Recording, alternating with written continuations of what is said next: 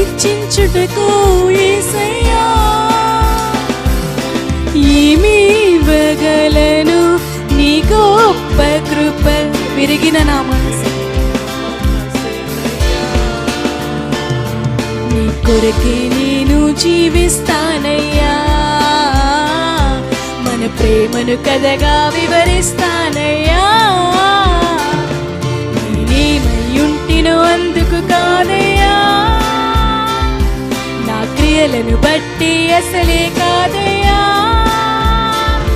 చూపావు ప్రేమ మాపై పిలిచావు మమ్ము కృపకై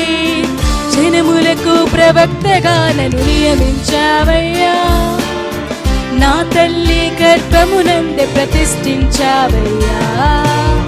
జనములకు ప్రవక్తగా నన్ను